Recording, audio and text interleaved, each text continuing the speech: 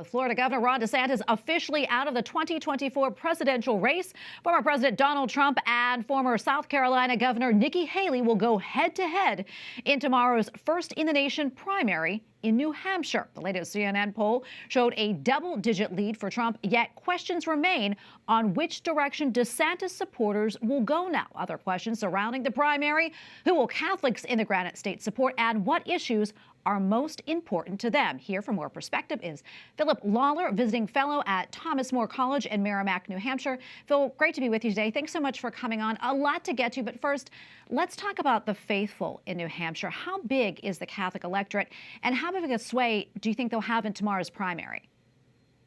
Well, I don't know that Catholics will be a very large swing vote. In New Hampshire, as in many other places, you still have a lot of Catholics who are on the Democratic side of the legislature, of the political divide. But I think that those on the Republican side, where it matters in that primary, will vote very heavily for Trump. Yeah, and I want to talk about DeSantis now, a practicing Catholic. He was polling at about 6% in New Hampshire before dropping out of the race. Where do you think his supporters will go now? I think most of them will go to Trump. I think his campaign messaging was very much similar to the Trump messaging. He was an alternative to the former president. Now there is no alternative, and I think he will pad Trump's margin, if anything. Phil, as you know, today is the day of prayer for the legal protection of unborn children. That said, how important do you think the life issue is to New Hampshire voters? Do you see it as a driving force, or do you think there are other issues that are motivating them more?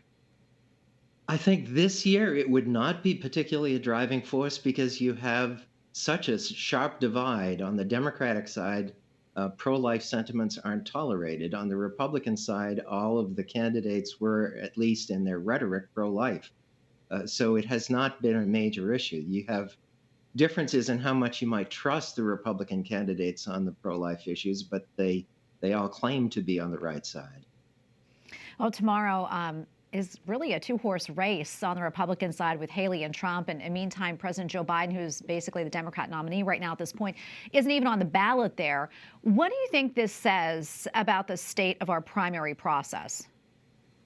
Honestly, I think it's sad. I remember times when you could go to New Hampshire in primary season and you could meet candidates. You could meet several candidates in a day of traveling around New Hampshire. It's a small state and there are lots of candidates. It was lively, it was exciting, and it was a real contest. This year, we don't have a contest on either side of the ballot.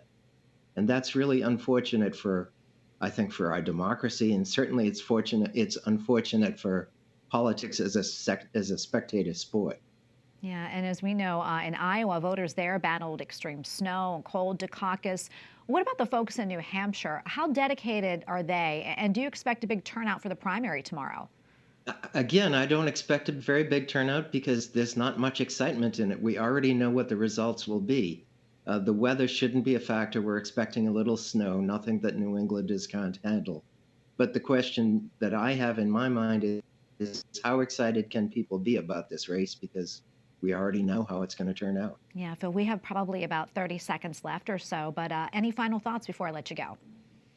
Well, I'd just like to say again that I think it's unfortunate we have a presidential race in which most of the people in this country don't want a rematch, and we're going to get a rematch, apparently, unless something dramatic happens. And you ask yourself, what went wrong? Because in the past, the voters were able to express themselves more, and it feels, to me, and I think to many other American voters, it feels as if other people are making our decisions for us.